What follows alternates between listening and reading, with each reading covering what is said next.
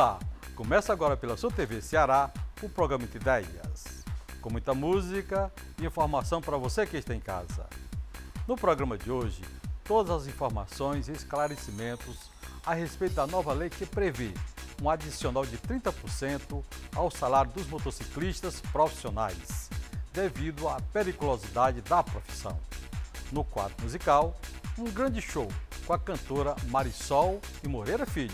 Ele não vai mais voltar, pode até se acostumar, ele vai viver sozinho. Tudo isso aqui, no Entre Ideias. O Entre Ideias dessa semana vai falar sobre a nova lei que regulamenta a atividade dos motociclistas profissionais. Para tirar todas as nossas dúvidas sobre o assunto, eu converso agora com o presidente do Sindicato dos Motoboys e Motoqueiros do Ceará, Glauberto Almeida, ou Betão, como é mais conhecido na categoria. Com a presidente da Comissão de Direito do Trabalho da OAB Ceará e vice-presidente da Comissão Nacional de Direito Sindical da OAB, Catiane Virna Rodrigues Aragão, e com o juiz do trabalho, Carlos Alberto Rebonato. Também está com a gente a cantora Marisol e Moreira Filho.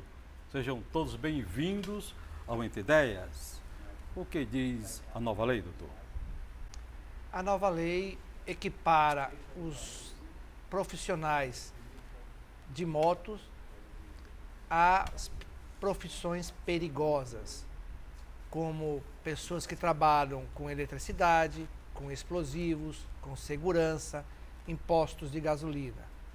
Ela simplesmente dá o direito a esses trabalhadores de receberem sobre o seu salário um adicional de 30%. A nova lei insere, contextualiza como uma atividade periculosa e confere aos profissionais motociclistas que trabalham fazendo entregas, mototaxistas, o direito à percepção desse adicional que integra o salário e insere eles nesse âmbito que traz uma série de repercussões sobre o dia a dia. É uma forma também de minimizar um aumento de 263% que o Ministério da Saúde apurou no índice de mortalidade, né, dos mototaxistas e uma forma até de incentivá-los à aquisição de melhoria nos equipamentos de segurança, como capacete, cursos que eles têm que fazer junto aos órgãos de trânsito, enfim, é uma série de melhorias que esse adicional poderia trazer sobre o aspecto pecuniário, de investimento. Qualquer profissional que trabalha com motocicletas tem direito a esse adicional? Desde que seja numa relação de trabalho, desde que ele tenha um patrão, que ele tenha uma carteira assinada. O autônomo, aquele motoqueiro que trabalha para si mesmo, seja fazendo frete, seja carregando pessoas, objetos, etc., a lei não alcança porque ele não tem um salário. Isso é para os motoqueiros empregados. Aqueles que têm carteira assinada. Aqueles que têm carteira assinada e desde que eles também se profissionalizem, ou seja, tenham a carteira específica, com os cursos específicos, utilizem em suas motos, a lei exige o mata-cachorro e a antena para o fio, para protegê-los do cerol. Ele tem que ter capacete, ele tem que ter uma jaqueta própria, ele não pode carregar na sua moto algo que comprometa a estabilidade da moto. Então, ele também tem as suas obrigações. Doutor Carlos Alberto, o senhor está falando aí sobre a vestimenta do motoqueiro.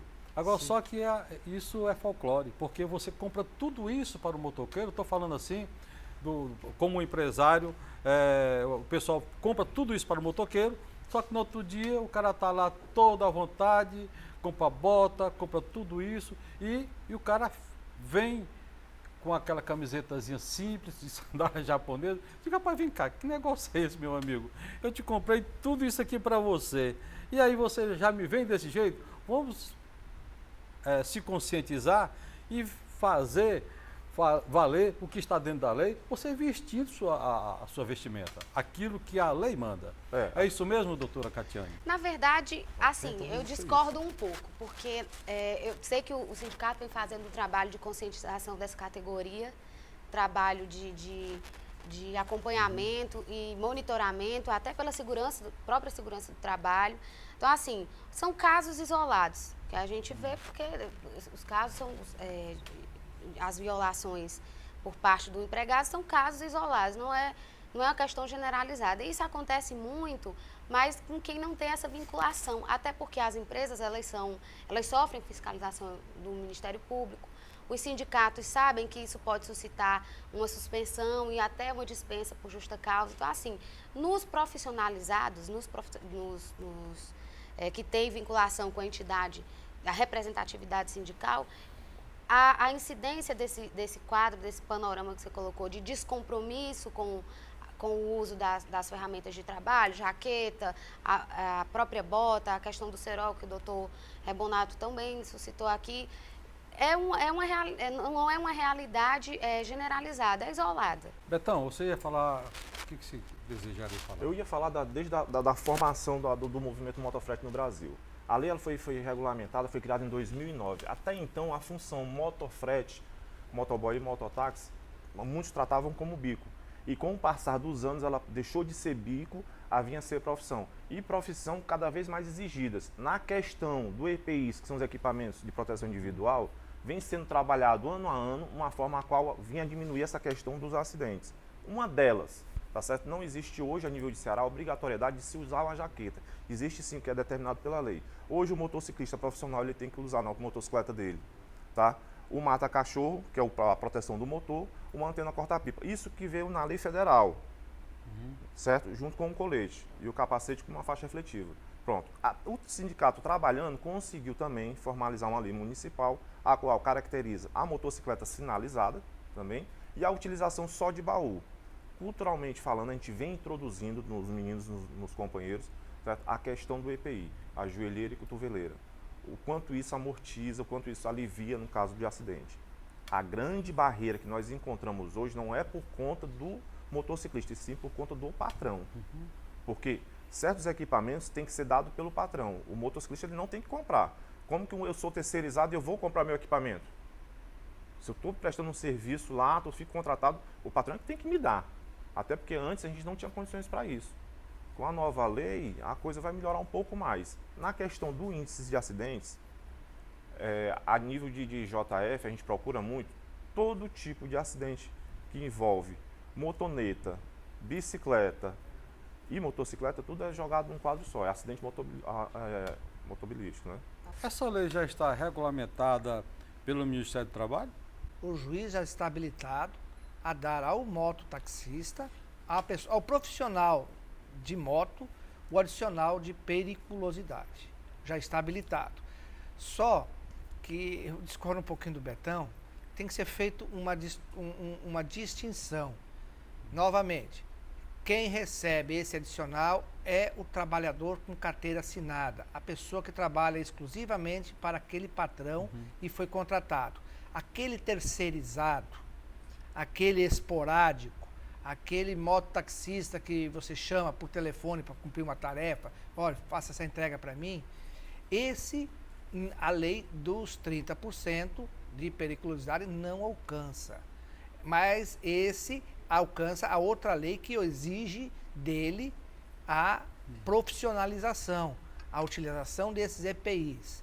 E no caso, se não existe uma relação de emprego, uma relação de trabalho, não há obrigatoriedade daquele tomador do serviço de fornecer esse equipamento ao profissional autônomo. Infelizmente, o que se pode, numa análise, e isso fica com os advogados, é suscitar uma tese de que aquele motoqueiro, no momento que foi contratado para aquela função, para aquele ato, ele estaria sobre as obrigações daquele patrão e fazer uma obrigação subsidiária, no caso de um acidente, de indenizá-lo, porque houve aquele contrato para aquele ato. Mas é uma ginástica, é uma tese que cabe aos advogados levarem à justiça. A princípio, esse motoqueiro que não tem carteira assinada, que é autônomo, que não tem um patrão certo, essa lei não atinge ele. Quantos profissionais serão beneficiados aqui no estado? Hoje, dentro do estado do Ceará, vai chegar em torno de 40 mil trabalhadores. Com essa nova lei, pode haver a descaracterização, a tentativa de alteração de função para que haja uma forma de burlar o pagamento desse adicional, que é um adicional expressivo, porque é 30%, né, do valor do Doutora, a senhora salário. falou em burlar. Burlar A legislação. como? Burlar seria, quando eu tenho um profissional que faz jus a essa função, eu poderia tentar alterar na carteira a função dele para que ele exercesse uma outra função, pelo menos aparentemente, superficialmente exercesse. Mascarar, né? Mascarar a relação de trabalho, colocando em outra função para que eu fugisse do pagamento do adicional. Então, é uma coisa que eles vão ter que ficar muito antenados, Já estamos. né, Doutora, ligados nisso, para que atentos, não né? Já haja... estamos. Permite uma observação? Eu queria só fazer uma observação também, doutor. Desde que foi criada a Justiça do Trabalho, o que está escrito na carteira tem apenas uma verdade relativa. Nós, na Justiça do Trabalho, já é fato pacífico a teoria da realidade. Se o cidadão tem uma carteira assinada como porteiro, como assessorista, como office boy, e ele comprova que ele exercia sua atividade em cima de uma moto, não existe um juiz de trabalho nesse país que não reconheça essa realidade. Nós reconhecemos o que o trabalhador faz e não o que está no contrato. É verdade. Isso é pacífico. A preocupação que eu digo, ela incide não sobre a visão da interpretação do magistrado, que a gente sabe que os magistrados trabalhistas têm esse princípio da primazia da realidade. Eu coloco muito a questão, doutor Rebonato, é sobre a continuidade, de quem vai continuar, de quem não tem essa pretensão de, ou não vá recorrer à justiça com brevidade, mas vai continuar na empresa, porque aí tem a questão prescricional, que ele fica 5 anos naquela função, e aí fica mais difícil para ele provar que exerceu uma época, ou às vezes há realmente alteração propositada, não só para a burla, mas realmente para ele terceiriza o serviço, como o senhor bem colocou, pode se valer de uma terceirizada, e se desfazer desse quadro que teria direito realmente à percepção do adicional. Para ter esse custo a menor, que é uma forma também de prejudicar, traz o prejuízo para o trabalhador. Presidente Betão. Eu queria só fazer uma ressalva na colocação do doutor Rebonato, na questão que não falei, na questão do terceirizado. Existem empresas que fazem a opção de fazer a contratação do motociclista, ela própria. E existem empresas que estão contratando empresas a qual ela terceiriza esse serviço. Quando eu falei no terceirizado é isso, ela ficando corresponsável também pelo motociclista. Foi essa colocação que eles colocaram. Seria tanto o autônomo, né? Isso, ele não seria autônomo, ele continuaria sendo seletista, só que terceirizado. Ele trabalha numa empresa a qual foi contratada por outra empresa. Tá? Essa colocação. Betão, novamente, é pacífico. Eu acho que não existe juiz que não reconheça quando quando um terceirizado, ele tem essa situação reconhecida, o que faz é aumentar a sua garantia, porque ele tem 2 patrões que irão responder por ele. Aquele que o contratou diretamente e aquele que o contratou indiretamente. Sim. Então, a terceirização hoje no país, ela vem a ser uma ampliação das garantias do motoqueiro. Isso é pacífico, isso também é tranquilo, basta pedir. O que pega realmente são as pessoas que têm medo ou que têm a ignorância desse direito e não pedem e não se fazem valer esses direitos. Aí cabe ao sindicato e cabe ao Ministério do Trabalho fiscalizarem essa situação e denunciarem à justiça. Quer dizer que esse monitoramento tem que ser constante. O monitoramento é constante. O trabalhador também, o Estado protege o trabalhador, mas o Estado não procura o trabalhador para defendê-lo. O trabalhador também tem que fazer a sua parte e a sua parte é, no mínimo, ser sindicalizado. E agora eu converso com a linda Marisol, né? E Moreira Filho, dupla, é excelente. Marisol, fala um pouquinho da sua música, como é que está? Então, vou falar do meu projeto atual, né? Que eu estou no projeto de produção do meu CD, Esquinas e Veredas, que retrata um pouco a história do Clube da Esquina em Minas Gerais, né? Só que aqui no Ceará.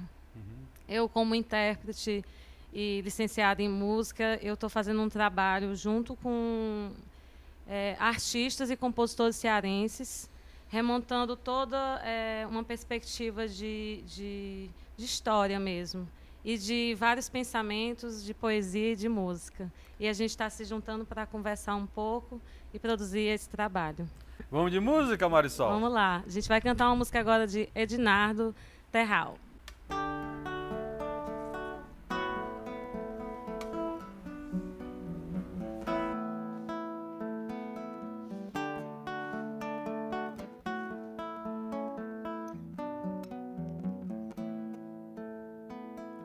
Eu venho das dunas brancas, onde eu queria ficar, deitando os olhos cansados, por onde a vida alcançar. Meu céu é pleno de paz, sem chaminé, só fumaça, no peito enganos mil, na terra é pleno abril, no peito enganos mil, na terra é pleno abril. Eu tenho a mão que aperreia, eu tenho sol e areia, eu sou da América, sou da América, sou de América. Eu sou a nata do lixo, eu sou o luxo da aldeia, sou do Ceará. Aldeia, aldeota, estou batendo na porta pra lhe aperrear, pra lhe aperrear, pra lhe aperrear. Eu sou a nata do lixo, eu sou o luxo da aldeia, sou do Ceará.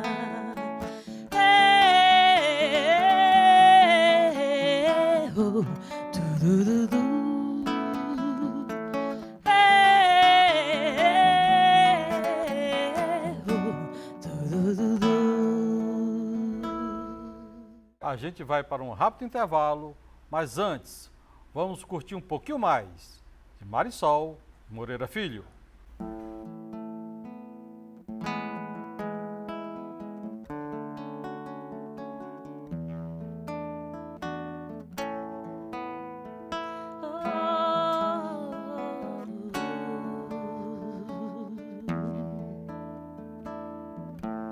O seu amor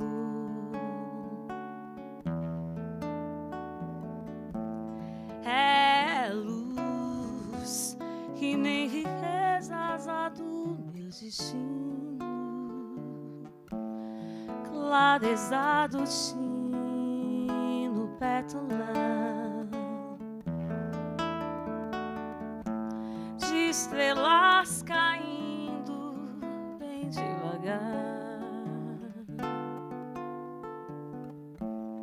Oh, meu amor, viver é todo sacrifício feito em seu nome. Quanto mais desejo um beijo seu, muito mais eu vejo gosto em viver. Por ser exato, o amor não cabe em si.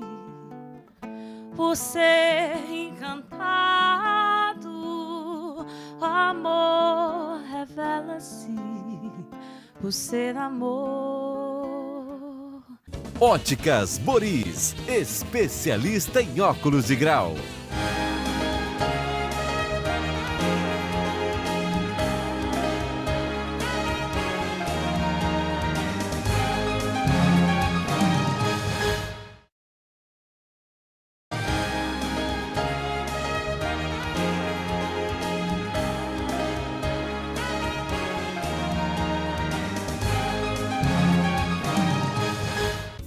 Óticas Boris, especialista em óculos de grau.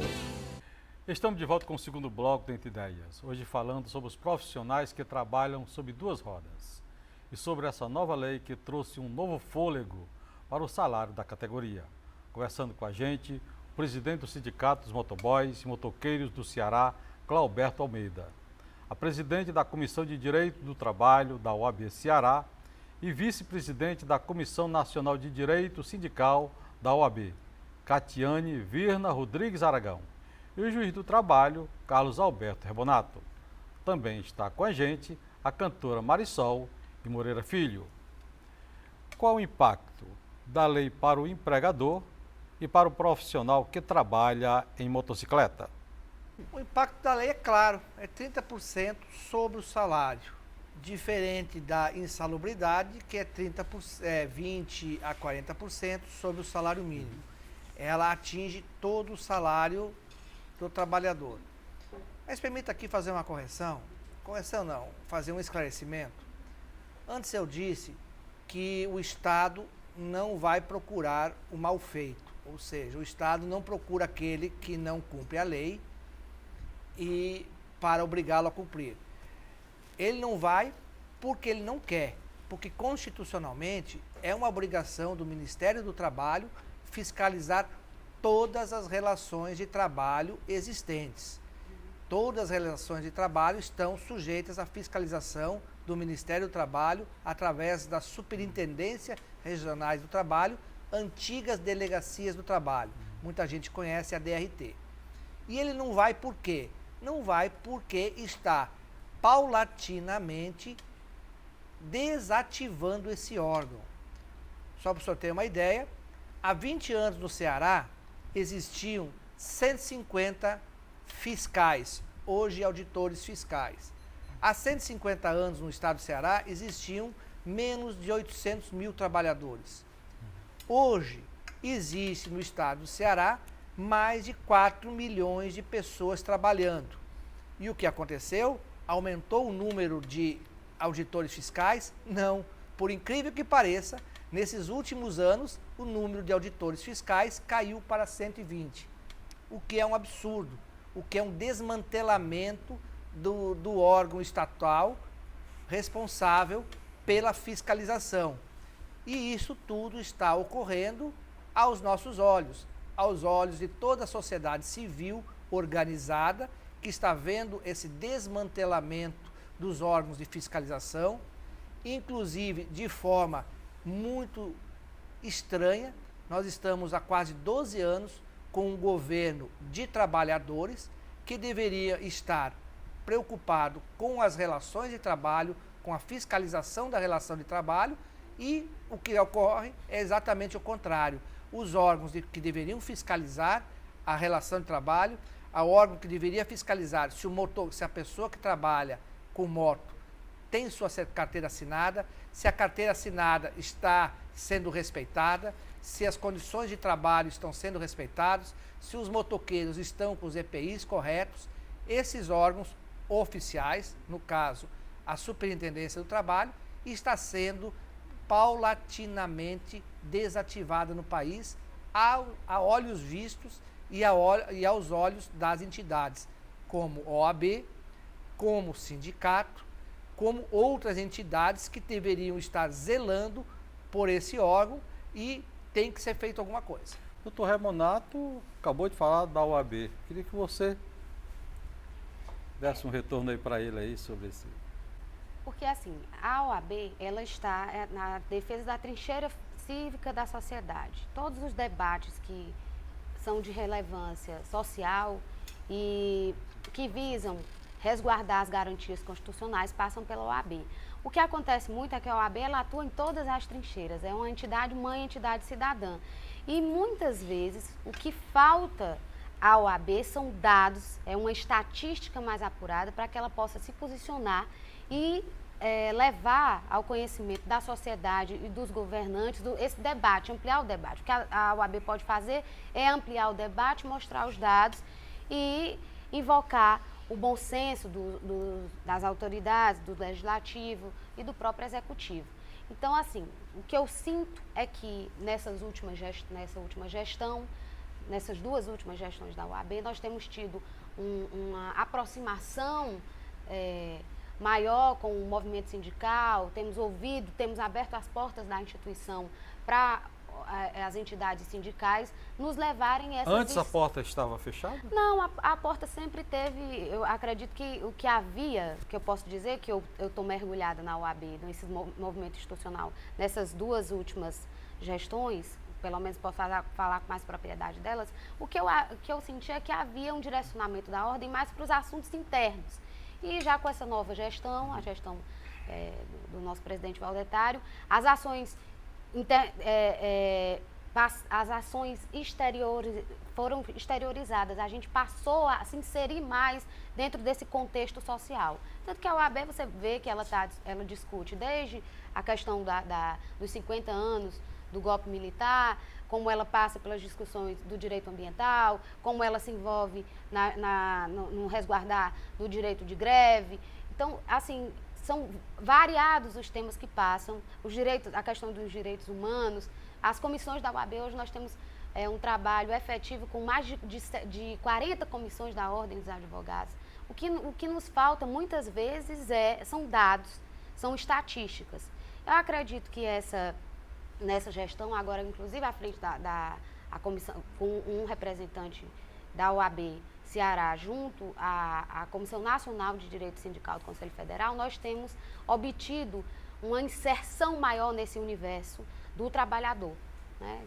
Inclusive atuamos diretamente contra a terceirização, o projeto de lei da terceirização, conseguimos arquivar, temos que ficar, a OAB atuou nessa luta junto com o pessoal da Central Única dos Trabalhadores, a Graças, estivemos lá com vários deputados daqui, então estivemos envolvidos diretamente nessas discussões que fragilizariam muito as relações de trabalho.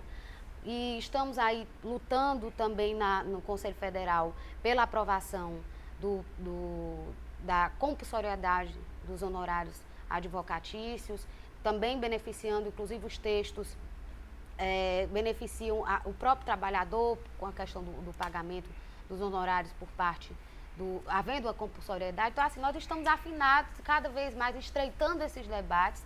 Agora, muitas vezes nós não temos os dados que precisamos para estreitar o debate, ter mais propriedade. Você não pode suscitar um debate e ser leviano sem ter os dados. Essa questão da SRTE, que o doutor Rebonato colocou, nós estamos antenados, os movimentos sindicais estão, inclusive vamos promover, depois eu vou pedir a palavra para trazer aqui, fazer a divulgação do nosso evento no dia 12 de agosto.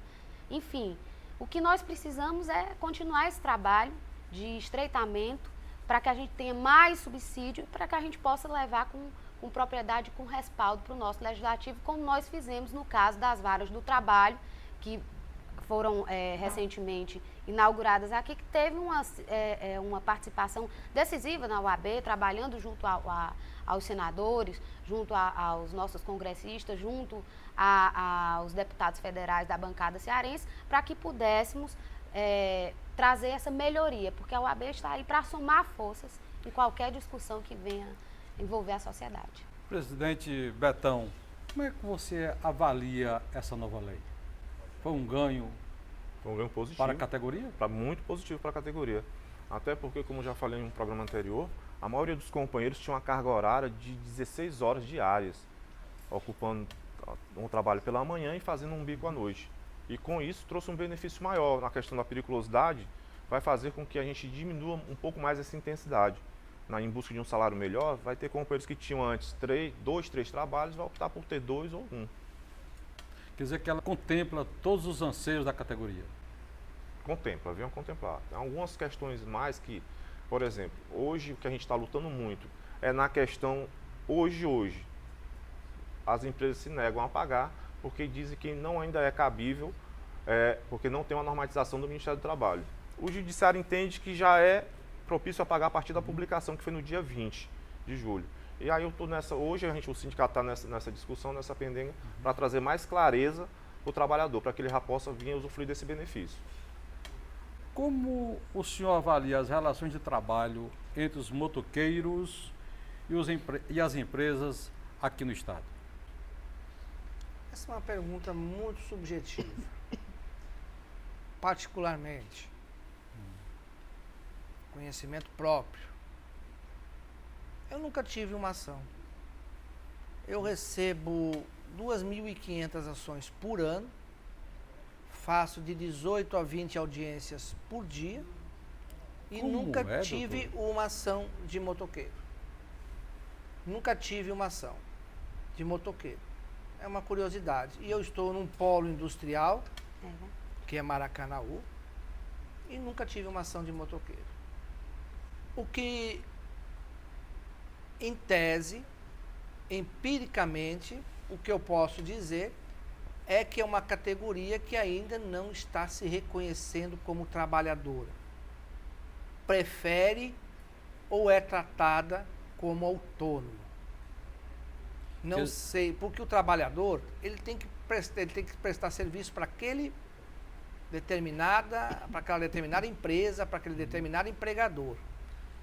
E o autônomo pode prestar serviço para várias empresas, ganhando, inclusive, sob produção, o que é um perigo muito grande, ganhar sob produção. Nós, juízes do trabalho, somos contra esse tipo de pagamento por produção. Isso já foi atacado na lei dos caminhoneiros. Os caminhoneiros ganhavam mais sob produção do que sobre hora trabalhada.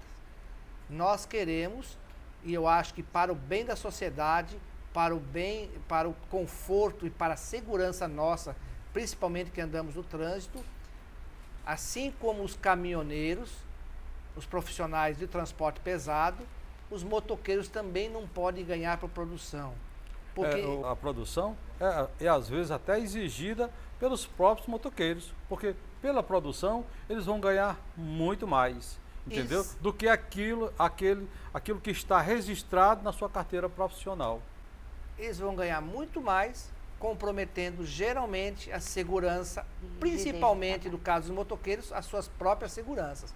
Diferente dos caminhoneiros, que comprometem as nossas seguranças. Passam por cima da gente. Verdade. Caminhoneiro que trabalha 18, 24 horas para cumprir uma jornada, para chegar mais rápido em seu destino, ele dorme no volante e passa por cima o carro dele, por cima de uma família. O motoqueiro coloca em risco a sua própria pele, quando também, de uma forma esporádica, não coloca em risco a vida de um transeunte, e até mesmo uma pessoa de carro pode ser ferida por um motoqueiro que, na ânsia de ganhar mais dinheiro, esquece as normas de segurança, esquece as normas de conduta de trânsito para ganhar mais. É uma armadilha que não combina.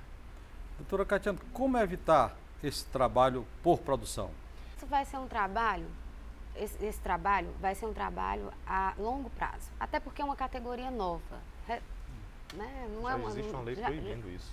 É uma categoria nova. Eu digo que não é só a questão legal, nós temos que ver os aspectos de implementação do texto da lei. Como evitar? Vai desde uma série de ações preventivas, de fiscalização, como o doutor Rebonato bem colocou, um acompanhamento permanente da segurança, os cursos, o acompanhamento se a habilitação está sendo renovada, os cursos de segurança. Então, é uma série de medidas, mas eu acho que assim, o ponto crucial, a questão nodal toda está realmente envolta no reconhecimento da categoria e na desconstituição dessa condição de autônomo. Porque eles começaram muito como autônomo e a questão do autônomo, ele vicia. Porque o autônomo, ele faz o próprio horário, ele trabalha para a percepção de um valor que não é fixo, então quanto mais ele trabalhar, mais ele ganha. E aí a pessoa não tem a consciência da sua segurança, da rigidez, do quanto isso é prejudicial para a rigidez, do quanto isso compromete, traz uma série de malefícios para a sua própria vida. Então, aí é a questão do sindicato procurar fidelizar, procurar trazer dessa condição de autônomo para uma condição de de empregado. É uma série de medidas que precisam ser adotadas para que essas relações de trabalho sejam reconhecidas, as que não são, as que estão aí clandestinas, sem os que estão trabalhando na condição de trabalhador com a habitualidade, cumprindo horário, tendo um direcionamento do poder diretivo do empregador. É uma questão lato sensu. Isso aí vai ter que ser trabalhado a longo prazo, inclusive com todas as autoridades e todos os agentes protagonistas dessa relação envoltas aí. Presidente Betão, teve a participação do sindicato na formulação dessa lei? Teve sim. Teve a formulação de vários sindicatos a nível de Brasil, né? Então a gente é uma conversa que já vem há 10 anos e agora que conseguimos o êxito da aprovação da lei. E agora eu converso com Marisol e Moreira Filho. Fala um pouquinho, Marisol, dos seus shows. Pronto. Atualmente eu estou voltada para esse trabalho, né? Como eu já disse, para o meu trabalho de autoral, né? Que é desse CD, Esquinas e Veredas. Que ritmo mais o povo gosta? Do samba, do forró? Pronto, eu gosto muito de trabalhar com o ritmo do samba, né? E a música popular brasileira. Na sexta-feira eu estou na América do Sol, a partir de 8h30, e também desenvolvo esse trabalho à parte, né? Mas eu estou voltada muito para esse trabalho de produção desse projeto. Quem te inspirou a entrar na música? Qual cantor assim que você acha que foi fundamental para que você abraçasse de corpo e alma a musicalidade? Pronto, eu sou muito fã da Elis Regina, né? Inclusive eu fiz um show alguns anos atrás, Elis Regina na Memória Feito Tatuagem, no Dragão do Mar, remontando um pouco do trabalho, um tributo, né, que eu idealizei. Então, eu acho que a Elis Regina ela tem um pouco do que eu gosto de levar para o meu trabalho, que é essa inspiração, essa alma na música, e ela transfere através do corpo dela, o corpo dela fala. Então, eu levo muito a música dessa forma. Vamos de música? Vamos lá.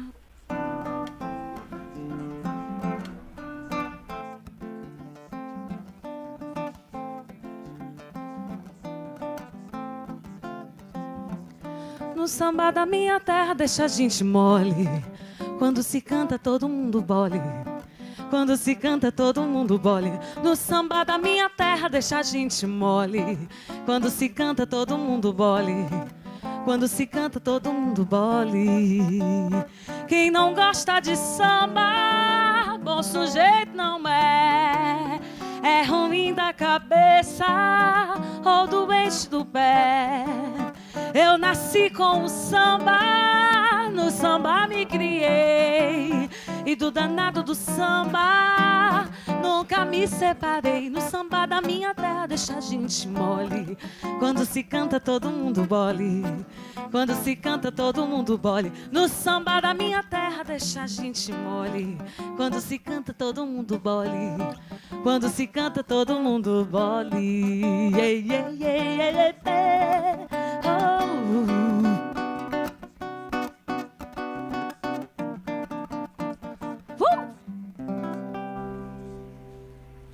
O programa Entre 10 vai para um rápido intervalo, um pouquinho mais de Marisol.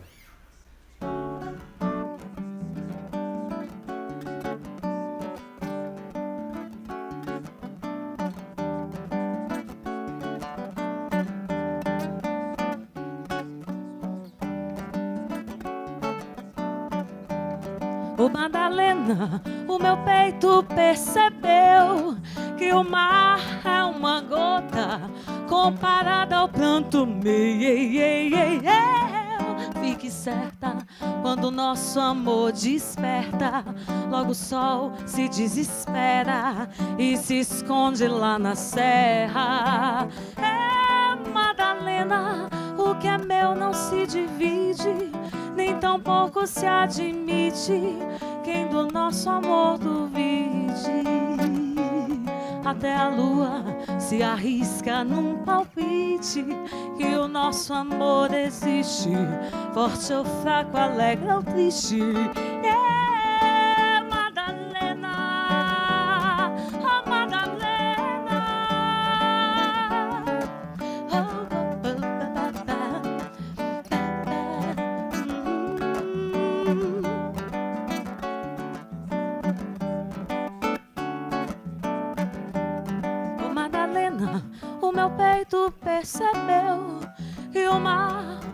gota comparada ao pranto meu. Fique certa, quando o nosso amor desperta, logo o sol se desespera e se esconde lá na serra. Madalena, o que é meu não se divide, nem tampouco se admite quem do nosso amor duvide. Até a lua se arrisca num palpite que o nosso amor insiste, forte ou fraco, alegre ou triste. Madalena.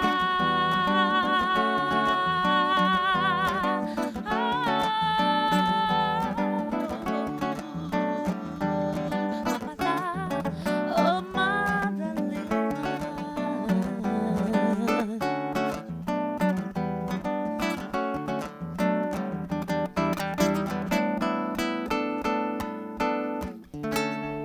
Óticas Boris, especialista em óculos de grau.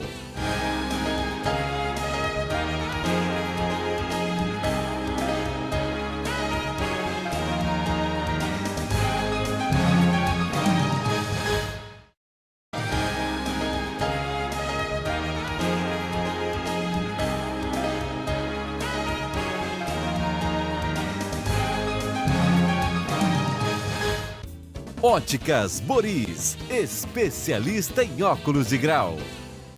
Estamos de volta com o último bloco do Entre Ideias. Hoje falando sobre a nova lei que regulamenta a atividade dos motociclistas profissionais. Doutora Catiane, a multa prevista para quem não cumprir a lei? É uma multa administrativa, essa multa arbitrada pela SRTE e quando não há assinatura da carteira, no caso aí, né, que o trabalhador esteja trabalhando com todas as características de uma relação de trabalho, como eu tinha frisado anteriormente, mas que não há assinatura da carteira. Então, aí é realmente com a SRTE, que é o órgão competente para o arbitramento dessa multa. Doutora Catiane, você tem um convite para fazer? Bom, eu quero deixar um convite extensivo a toda a sociedade civil, porque apesar do evento ser comemorativo ao mês do advogado, mas vai contar com a presença de vários sindicatos, várias centrais sindicais, e nós firmamos o convite ao Tribunal Regional do Trabalho, Ministério Público, na pessoa do nosso procurador, doutor Antônio, enfim, todos que estão sempre inseridos dentro do debate das questões trabalhistas. Nós estamos aí promovendo um grande seminário que vai tratar de 3 temas que hoje estão bastante efervescentes junto à Justiça do Trabalho, que é a questão dos honorários sucumbenciais, a questão do processo judicial eletrônico e a questão dos alvarás judiciais. Então, são questões que a advocacia enfrenta diariamente. O PJE tem trazido melhorias significativas, avanços na questão dos processos, mas ainda causa um sistema que precisa de um aprimoramento. Então, existem várias questões que rodeiam esse tema, como a questão também dos honorários sucumbenciais que envolvem as centrais sindicais, os sindicatos, a própria liberdade e autonomia sindical, porque o Ministério Público quer interferir muito nessa questão do arbitramento de honorários. E, enfim, o evento vai ser em agosto. Quem tiver interesse em participar pode entrar no site da UAB, que é um site no site da UAB, ce.org.br, bastante visitado. Então lá você encontra todos os detalhes sobre esse evento, com 2 palestrantes que têm bastante peso no cenário trabalhista nacional, que é o ex-presidente do Conselho Federal da OAB, Dr. César Brito, vem falar sobre os honorários e toda a experiência dele junto ao TST, ministra Adelaide, tudo que ele tem de acervo jurisprudencial vai ser bem interessante. E sobre a questão dos alvarás judiciais, o que é que o CNJ, Conselho Nacional de Justiça, tem se posicionado recentemente com relação aos alvarás, e o doutor Fabrício, que é o presidente da Associação Brasileira de Advogados Trabalhistas, vem compartilhar conosco sobre a experiência dele com relação ao PJE. Então, fica o convite aí para todos os interessados. Presidente Betão, você me falou dos cursos aí, eu queria que você falasse um pouquinho. Tá. Quero deixar bem claro para todos os companheiros motociclistas profissionais, você que utiliza a sua motocicleta como ferramenta de trabalho, independente da atividade fim da empresa, porque muitos estão se enganando pensando, eu não sou motoboy. Você utilizou a motocicleta como ferramenta de trabalho, você está enquadrado no CBO do motoboy, você está enquadrado na lei que foi criada, o motofrete. Tá? Então você tem que fazer um curso específico para a categoria, onde sua carteira vai ter que ser registrada de acordo com a sua função, certo? Não aceitando, um apelo que faço aos companheiros, não aceitem mais esse desvio. Muitos companheiros são registrados como serviços gerais, zelador, até porteiro que o sindicato já flagrou. Procure o sindicato para maiores informações. O sindicato conseguiu 40 mil cursos para todo o estado de Ceará, gratuito. É só procurar o sindicato, que lá nós vamos dar as devidas informações, inclusive das autoescolas que já estão credenciadas e estão ministrando o curso. Doutor Rebonato, tanto os empresários como os profissionais estão preocupados com a nova regra, função da própria demissão, né? Porque os encargos vão pesar muito para os empresários. O que o senhor fala sobre isso? Os encargos são os encargos normais. E essa nova regra, ela tem que ser vista sob duas óticas. Uma ótica é a ótica financeira. Muito bom, muito positivo que aquele profissional que arrisca sua vida numa motocicleta receba um adicional de periculosidade. Mas tem uma outra ótica que tem que ser encarada. Essa regra tem que favorecer a segurança do trabalho. Essa regra tem que estar acompanhada dos cursos que o colega debatedor, presidente do sindicato, nominou aqui. Esse curso tem que ser ministrado. O motoqueiro, ele tem que estar qualificado. Só assim diminuirá a quantidade de acidentes com motos. Muito embora, sem muita estatística, aliás, sem estatística alguma, o que parece é que o motoqueiro que tem carteira assinada, que trabalha com EPI, com os EPIs básicos para o motoqueiro, que seriam bota, joelheira, cotoveleira, além a jaqueta, o equipamento em sua moto, mata-cachorro, a antena corta-pipa e carrega os seus objetos em baú apropriado, esse motoqueiro tem uma incidência de acidente muito menor que aquele motoqueiro que trabalha avulso ou trabalha por produção. O que tem que ser alcançado nesse patamar, esse motoqueiro de carteira assinada, ele tem que ter todas essas configurações para receber esse adicional de periculosidade. E se ele não quiser usar o equipamento, a função do patrão, a obrigação daquele empregador é adverti-lo. Adverte uma vez, adverte duas vezes, a terceira vez adverte por escrito, a quarta vez adverte por escrito, a quinta vez pode suspender e na sexta vez pode dar uma demissão por justa causa. Então, o patrão também é corresponsável por essa fiscalização. Porque se esse motoqueiro sofrer um acidente sem equipamento, a sequela desse acidente certamente será muito maior. E o patrão e o empregador arcará com todas essas despesas. Vai respingar no empregador. Vai respingar no empregador, porque ele vai ter que pagar indenização por danos materiais a esse motoqueiro, indenização por danos materiais e certamente sofrerá uma ação regressiva colocada pela União para que ele ressarça aos cofres públicos o que o Estado gastou na recuperação desse motoqueiro. Aqueles 6 meses que esse motoqueiro vai ficar em casa, aqueles exames que ele vai ter que fazer, a fisioterapia, aquela prótese que por acaso esse motoqueiro venha a ter, ou se houver o falecimento desse motoqueiro, a pensão para os seus dependentes até que ele complete 73 anos de idade, que hoje é suportado apenas pela Previdência, ou seja, pelos nossos impostos, Hoje, a tendência é reverter, é cobrar deste empregador todas as despesas que o Estado teve com esse acidente de trabalho. Por isso, a prevenção. E na prevenção não basta apenas o empregador e o empregado. É todo um conjunto que tem que ser obedecido. Esse é o espírito da lei. Não é apenas contemplar com mais 30% sobre o salário para continuar tudo do jeito que está. O que nós temos que trabalhar é a prevenção. Esse acidente que ocorre com esse motoqueiro que está na rua tem que ser prevenido. E se não puder ser prevenido, tem que ser remediado, tem que ser, as suas sequelas têm que ser diminuídas com os equipamentos de segurança. Esse é o espírito da lei. Nosso tempo está escasso. Pediria a vocês uma mensagem para todos os motoqueiros. Primeiro te parabenizar, porque eu acho extremamente válidas iniciativas como essa, de trazer as discussões, de elucidar, esclarecer a sociedade civil, a categoria e o próprio âmbito patronal sobre essas nuances, as implicações do adicional de periculosidade aos taxistas, motoboys, enfim. Cumprimentar os meus colegas de debate, dizer que foi uma satisfação enorme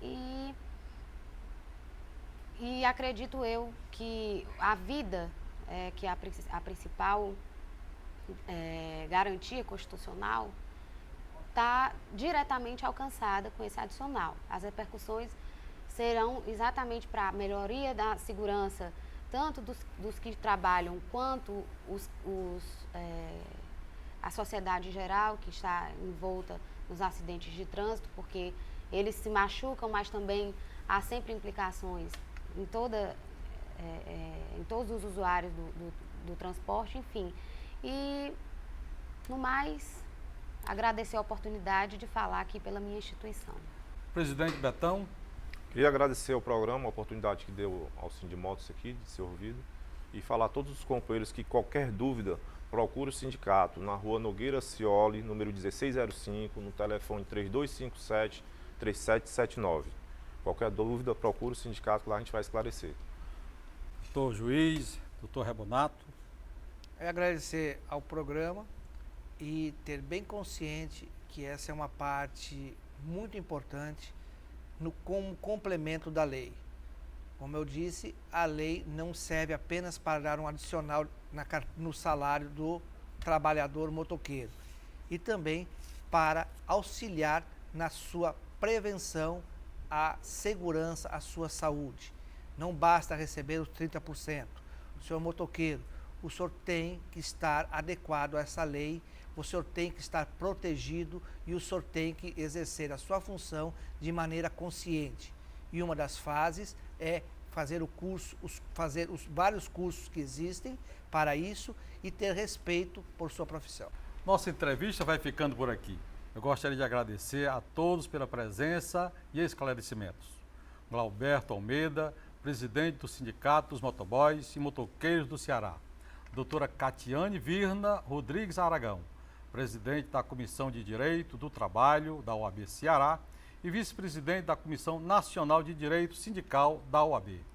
E ao doutor Carlos Alberto Rebonato, juiz do trabalho. Obrigado também a Marisol e Moreira Filho. Gostaria que vocês deixassem os seus contatos. Na hora.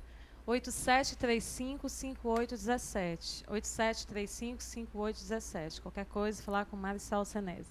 Obrigada. E a você que está em casa, obrigado pela sua audiência. Até a próxima semana, se assim Deus permitir.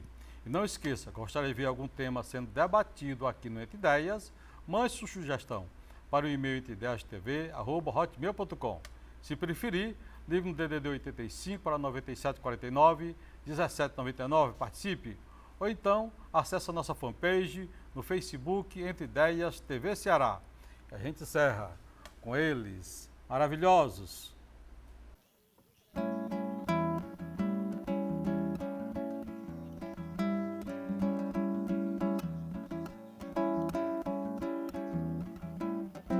Não ele não vai mais voltar. Pode até se acostumar, ele vai viver sozinho. Desaprendeu a dividir. Foi escolher o mal me quer. Entre o amor de uma mulher e a certeza do caminho. Ele não pode se entregar e agora vai ter de pagar com o coração. Olha lá, ele não é feliz. Sempre diz que é do tipo cara valente. Mas veja só, a gente sabe que esse humor é coisa de um rapaz que sem ter proteção foi se esconder atrás da cara de vilão. Então